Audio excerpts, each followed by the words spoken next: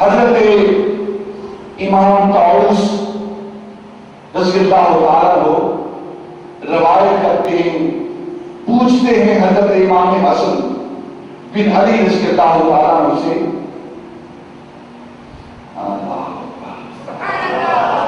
حضرت امام طاؤس پوچھتے ہیں حضرت امام حسن سے کہ آپ شب برات کس طرح گزارتے ہیں؟ کہتے ہیں یہ بدعت ہے، شب بیداری کرنا، راتوں کو جاگنا، یہ بدعت ہے، شب بیداری نہیں کرنا چاہیے، اجتماع نہیں کرنا چاہیے، مل کر دعائیں نہیں مانگنی چاہیے، مل کر عبادت نہیں کرنی چاہیے۔ حضرت امام حسن رضی اللہ تعالیٰ عنہ کا عمل،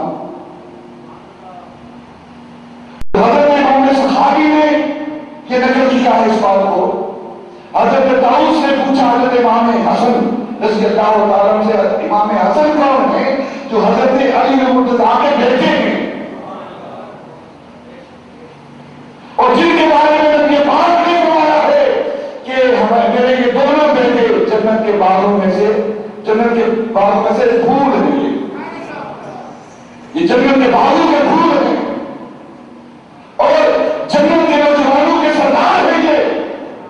ان سے حضرت امام طاؤس سوال کرتے ہیں کہ آپ شب بیداری کس طرح کرتے ہیں، ماہ شعبان کی 15ویں رات کس طرح گزارتے ہیں؟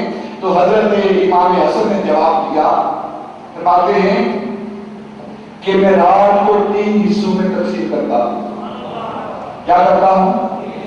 رات کو 3 حصوں میں تقسیم کرتا ہوں۔ رات کا پہلا جو حصہ ہوتا ہے، اس حصے میں رات کے پہلے پہر میں اپنے نانا تاجدار مدینہ صلی اللہ علیہ وسلم کی ذات پر درود پاک بھیجتا ہوں۔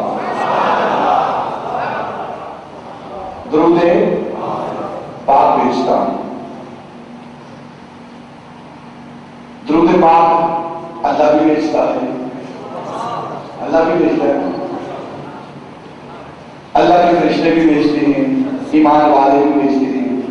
حضرت امام حسن رضی اللہ عنہ فرماتے ہیں کہ میں درود پاک بھیجتا ہوں رات کے پہلے حصے پر، اپنے آقا اور مولا پر، اپنے نانا پر درود بھیجتا ہوں۔ پھر رات کا دوسرا جو حصہ آتا ہے، اس حصے میں کثرت کے ساتھ استغفار کرتا ہوں، توبہ کرتا ہوں، استغفار کرتا ہوں۔ اور جب رات کا آخری پہر آتا ہے، رات کا آخری حصہ آتا ہے، تو اس وقت میں اپنے اللہ کے حضور گر گڑاتا ہوں، روتا ہوں، آہذاری کرتا ہوں، سجدے میں جاتا ہوں، التجائیں کرتا ہوں، دعائیں مانگتا ہوں۔ تو حضرت امام حسن نے 3 حصے کیے ہیں۔ پہلے حصے میں درود پاک، اور درود پاک کیا ہے؟ یہ تعریف ہے نبی پاک صلی اللہ علیہ وسلم کی۔ حضرت امام ابو العالیہ سے کس نے سوال کیا، جو اللہ رب العزت اپنے محبوب پر درود بھیجتے ہیں تو اس درود بھیجنے کا مطلب کیا ہے؟ تو حضرت ابو العالیہ رضی اللہ تعالیٰ فرماتے ہیں اے سناءً ان الملائکہ کہ حضرت ابو العالیہ فرماتے ہیں کہ اللہ جو درود بھیجتا ہے اپنے محبوب پر، اس کا مطلب کیا ہے کہ وہ ملائکہ کو جمع کر کے اپنے محبوب کے حسن و جمال کی باتیں کرتا ہے۔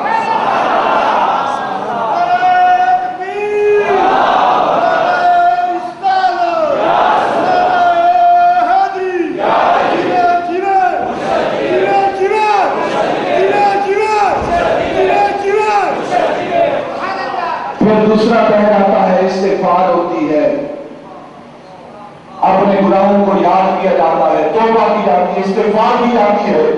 اور پھر جب آخری پہر آتا ہے، پھر اس کی بارگاہ میں آہذاری کی جاتی ہے، گریہ زاری کی جاتی ہے، گڑگڑایا جاتا ہے، رو کر دعا مانگی جاتی ہے۔ حضرت امام حسن رضی اللہ تعالیٰ عنہ کی سنت کے مطابق آپ کے مرکز میں عمل ہوتا ہے۔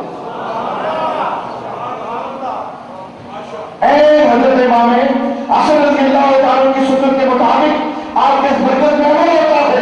رات کا جو پہلا پہر آتا ہے، اس پہر میں پیارے آقا تاجدار مدینہ صلی اللہ علیہ وسلم کی ذات پر درود پاک پڑھا جاتا ہے، نعت پڑھی جاتی ہے، تلاوت قرآن ہوتی ہے، وہ قرآن جو صراط مصطفیٰ کی نعت ہے وہ پڑھا جاتا ہے، پھر درمیان میں استغفار ہوتا ہے، علماء بیان کرتے ہیں، توبہ پر بیان کرتے ہیں، استغفار پر بیان کرتے ہیں، استغفار کی اہمیت پر بیان کرتے ہیں، اور پھر جب رات کا آخری پہر آتا ہے پھر ہم سب مل کر اللہ کی بارگاہ میں جمع ہو جاتے ہیں اور سب مل کر آہذاری کرتے ہوئے اس کی بارگاہ میں روتے ہوئے گڑگڑاتے ہوئے اپنے ہاتھ اٹھاتے ہیں اور دعا کرتے ہیں۔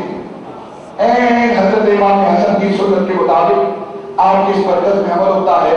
اس سال بھی اللہ رب العزت کے فضل و کرم سے خوبصورت اہتمام ہو رہا ہے۔ اہتمام کیا ہو رہا ہے؟ ایک تو شب برات ہے، ایک شب برات، اور اس کے ساتھ ساتھ اس سے حضرت ابوالبیان، اس سے حضرت ابوالبیان۔ دعائیں جو ہوتی ہیں، دعائیں اس کی قبولیت کے بہت سارے اسباب ہیں، بہت سارے اسباب ہیں۔ ان اسباب میں سے ایک سبب یہ ہے کہ نیک لوگوں کے پاس آ کر دعائیں کرنا، یہ بھی اللہ رب العزت کی بارگاہ میں قبولیت کی دلیل ہوتی ہے۔ اور نیک لوگوں کے پاس آ کر دعا کرنا یہ انبیاء کی سنت ہے۔ ہنالک دعا زکریا ربہ، حضرت مریم کے مقام پر جو ولیاں ہیں، نبیوں نہیں، ولیاں ہیں۔ حضرت مریم جہاں عبادت کرتی ہیں، جہاں رہتی ہیں، جس عالم میں ان کا مقام ہے، وہاں پر اللہ کا نبی دعا کر رہا ہے۔ تو نیک لوگوں کے پاس آ کر، جہاں نیک لوگ سوئے ہوتے ہیں اپنے قبروں کے اندر، ان کے پاس آ کر دعا کرنا یہ بھی قبولیت کی علامات میں سے قبولیت کا طریقہ ہے، ایک علامت ہے۔ اور پھر شب برات بھی ہو، اللہ کا گھر بھی ہو، اللہ کے ولی کا دربار بھی ہو، مسلمانوں کا اجتماع بھی ہو، نیک بھی بہت سارے آئیں، گنہگار بھی بہت سارے آئیں، پتہ نہیں